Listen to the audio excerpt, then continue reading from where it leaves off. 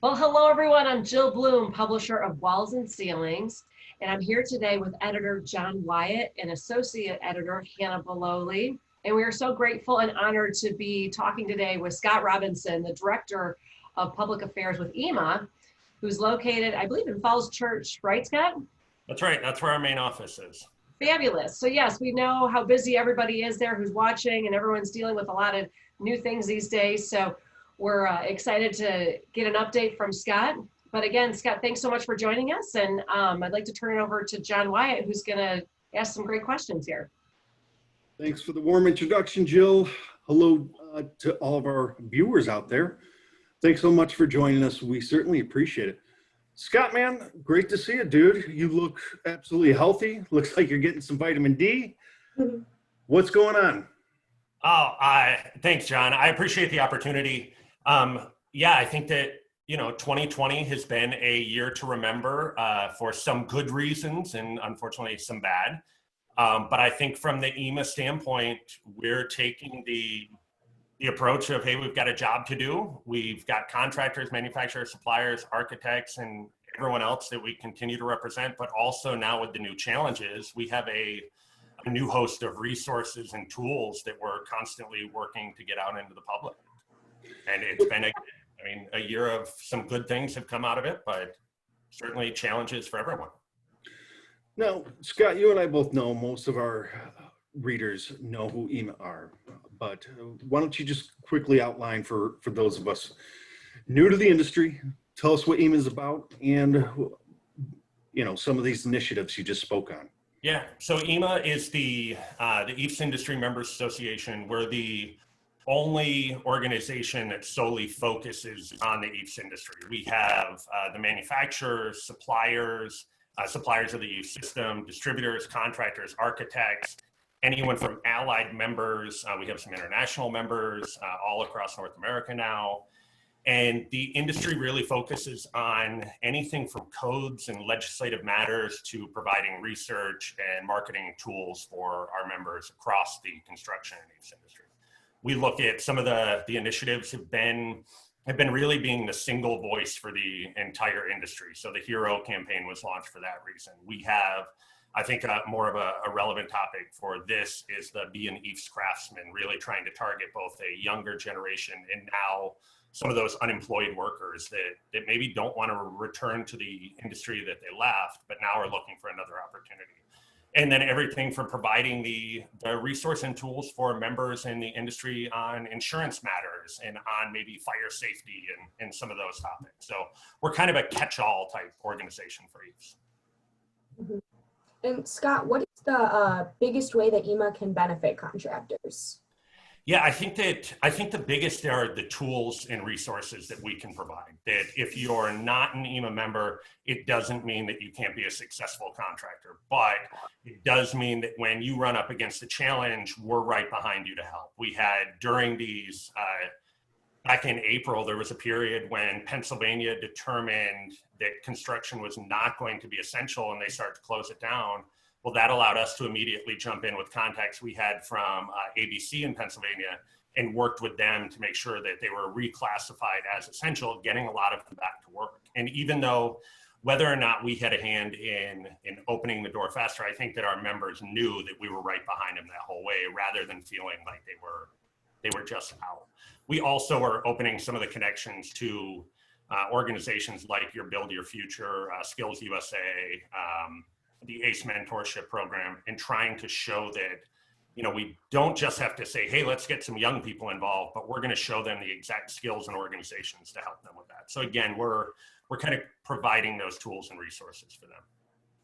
So Scott, here's some staggering stats I want to throw at you quick, but some parties have estimated that about 41% of the current construction industry will retire by 2031. We're talking 11 years away. So would this be the type of initiative that EIMA would work on? Yeah, scary numbers. We actually just heard them at the most recent EIMA annual meeting when we had a representative from this group Build Your Future come, and their target really is getting into high schools and even middle schools to show both kids and parents that maybe college is not for everyone, and here's both the path and all the steps along the way that you want to take. And I think what we're doing right now is we're all having that conversation over, we have contractors that have helped build the industry and have gotten us to this point. And now we have a younger generation that might not be interested in any of the features that a construction industry or plastering job offers. So we in EIMA are trying to help create that path, show the guidelines that it's not a low-paying job, that there is growth, there's a path to success, there's a lot of rising potential from individuals who maybe start on a wall and then own a construction company. So we're actually doing a lot of two-on-one and one-on-one conversations with our contractors right now to figure out where we can help in that overall conversation, and then maybe where we can really be the leader in that conversation. But I think we have to change that narrative between the age bracket, and frankly, we need more women and minorities in construction as well. Mm-hmm. Yeah, definitely. So how has the membership been with EIMA? Has it been affected at all because of COVID? Have you seen a rise in it because people have time on their hands, or what has been the situation? Yeah, so I think that though our initiatives changed slightly, obviously we weren't advocating on the state level with legislation when they were shut down, and we shifted to advocating to make sure they were all remaining open. Membership in general has actually grown at EIMA. Like, we're still on pace for the numbers that we were trying to achieve. We actually have a couple initiatives that, working with some of our distributors and other contractors, where they really want to take it upon themselves now to bring more people into the pot and into the general information pool that we have.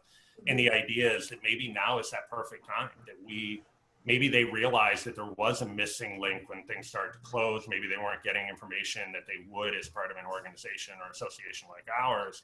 And we're actually seeing that influx of renewals and frankly, people coming on board. And in that, we've actually expanded our board of directors at the beginning of the year to not just have one distributor, but we have a couple now. We have another supplier. So we're able to give more voices to the different levels of our membership. Well, that's certainly encouraging, and especially during, a year such as 2020, where there's just so many obstacles, that you've maintained and yet even grown some membership on that level. So congratulations there. But is there anything in particular that I suppose EIMA has done in response to COVID-19? Yeah, I think that like many, we tried to make sure that the organization didn't have to change because of what was happening. That we essentially had a job to do. We had members to represent. So we continued with all of our efforts that we were still essentially permitted to do. And then we ended up shifting, and we started creating resource materials that we were sending out bi-weekly. We were advocating to congressional leadership. We were advocating to the Governors Association. I'm in New York State, so at that time, our governor was the vice chair, so we were going right to his office. And we were on Pennsylvania, again, like that was a state where we knew people were shut down. We also knew that there were questions of individuals being pulled over in states like Michigan and California when they had slightly stronger stay-at-home orders, but contractors were essential, so they were allowed to be out. So we were providing the tools to them to allow them to keep working without little hiccups. We also ended up doing this resource series that the goal originally was just to provide information on your PPP, your PPE, and different materials that contractors might need and information. And we've started to carry that on now bi-weekly. We have to our entire email database. 1 week we'll target architects, and we'll provide them with a lot of information from the past, but also today, and how that will help them, into contractors and into our suppliers and manufacturers in general. So what we're really looking at doing is just continuing to expand the resources and the tools that we put out. Yeah. So what would you say are the main selling points of EIFS in a post-COVID-19 market? Yeah, I think so. So we know that construction is not going to return to what the end of 2019 was in the immediate. And we're starting to, I think myself included, we had home renovation projects that we were going to Home Depot and to Lowe's and like everyone else. And so you hear a lot of the construction firms saying that they were actually having their suppliers shut down, and then they were backlogged because so many other people started doing their own construction projects. And I think where EIFS starts to fit in are a couple different things. One, it's energy efficient. No matter what, we're not going to get away from the idea of green building, and people will continue to look at that alternative that saves them money in the long run. And I think from there, we look at design flexibility. You can make some really unique things with each and continue to be creative in a cost-effective way while not forfeiting anything. But I think segueing from that component, you start to look at retrofitting, and maybe people aren't looking at new construction in the immediate future. And instead of doing a whole new hotel, it really gets into doing an appealing retrofit of the existing building. And I think that's where we're going to, in the immediate future and moving forward, we see retrofitting really popping up, which I think opens the door for our industry. Hey, Scott, I want to get back to fire protection. Mm-hmm. The benefits of that. Obviously, that's an initiative, and certainly something that EIMA can certainly educate a lot of people on. This past June marks 3 years since Grenfell, London.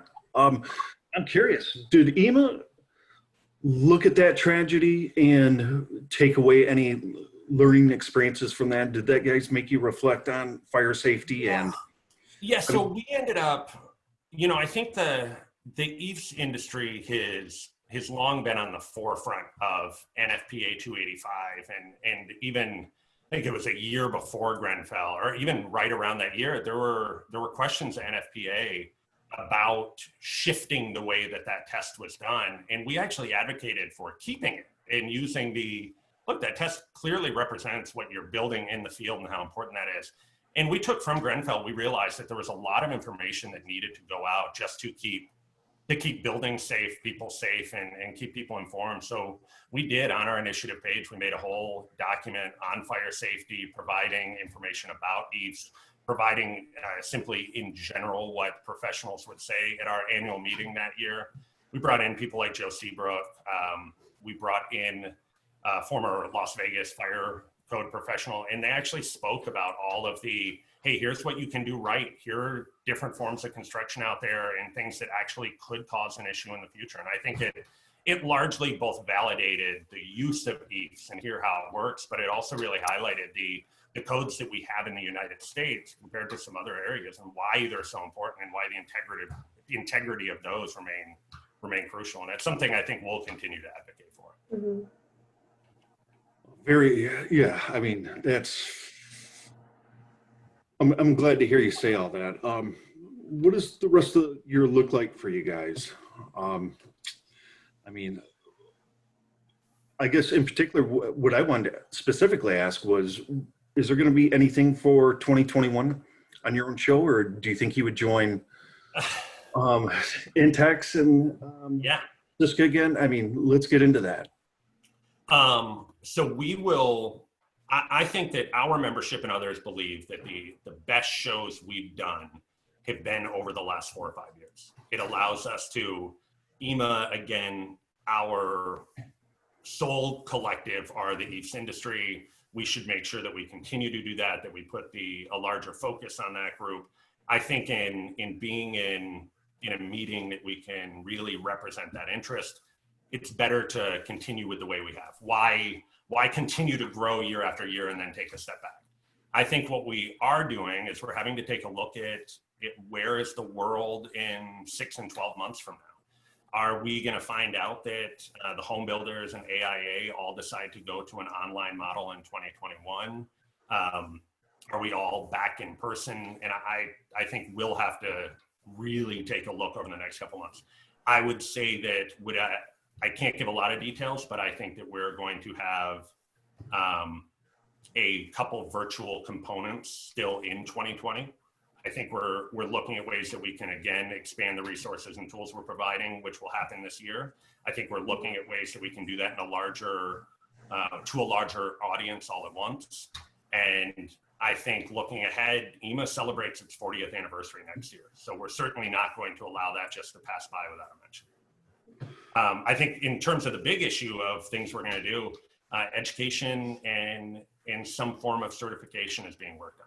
I think that the basic things, retooling the website again, obviously social media, digital marketing is so important right now. So I think a lot of things are happening. We're probably a month away from being able to say a whole lot. Well, I think one of the last times I saw you was at the Woodlands north of Houston. Yeah, that's right. You're chewing the fat up there. Is a good time, man. So for any of those viewers out there that are not members of EIMA or are members but haven't been to a show, yeah, let's hope we can see each other face to face, because you guys certainly put on a quality program. Appreciate it. I've always benefited from it, and yeah, keep us abreast certainly of any new plans. No, absolutely. Yeah, we'll keep you guys up as soon as we can start talking about things. Now, I want to end on kind of a fun note here, but listen, if I remember correctly, you and your paramour do a restaurant blog, and I wanted to ask you if you're still continuing to do that. And you know, some food isn't meant to be traveled. I mean, part of the experience, I think, for you is to sit down and have a nice meal. We're all feeling, I guess, the angst of just getting takeout, and that's not fun. Are you guys handling that? And I mean, so it's not just the construction industry that's suffering. I mean, obviously in your backyard, you're probably seeing a lot of that, aren't you? Right. Yeah. So not only do we have that food blog, it finally evolved into we opened a restaurant cocktail bar. So we, along with a couple other people, are definitely seeing the aspects of how the restaurant industry struggles, and though very much a collaborative type thing. But yeah, I mean, we're going through the same issues with dealing with workers, dealing with both customer and worker safety, and kind of monitoring every step of the way. And I think both the restaurant and construction industry are very tied to that. And we've, frankly, on the EIMA side, we've looked at how maybe former restaurant workers that are stuck inside all the time, maybe a job in plastering is the new thing for them. But yeah, it is very interesting right now on several fronts. Well, I wish you good luck with that, man. But yeah, you certainly now can see firsthand what that means about the responsibility of PPE and all different types of codes there. So big challenge in front of you, but are you enjoying it? Every day. Well, rock and roll, Scott, man. It's so great to finally catch up with you. And we thank you for all the help you've given walls and ceilings over the years. And hey, please give my regards to Dave, Lori, and the rest of the team. All right? Yeah, thank you, guys. Jill, you want to sign us off? Sure, that'd be great. Yeah, Scott, thanks so much for your time. What you guys are doing are so important for the industry. And if anybody out there watching or listening is not a member, Scott, how can they do that? Right online on EIMA.com. We have the membership forms and a bunch more information. So easy. That would be great. Yeah, we really encourage it. We all know that associations are great for everybody. And when people out there watching, when you guys get involved, you know what a difference it can make. And I know that you probably have a million contractor testimonials that said of these guys that would say how much it has changed their business to get involved with EIMA. So again, Scott, thank you so much for your time. We're very grateful. Please, I know you'll keep us up to date in all the great education that you're doing as well. Again, for everybody watching, if you need any information, please go to wconline.com. While you're there, sign up for the free digital edition and our free e-newsletter, so you're always up to date and you're getting updates when we're doing great interviews with people like Scott and associations like EIMA. And please stay safe and healthy, and we look forward to seeing you next time. Thanks again, Scott. Thank you, guys.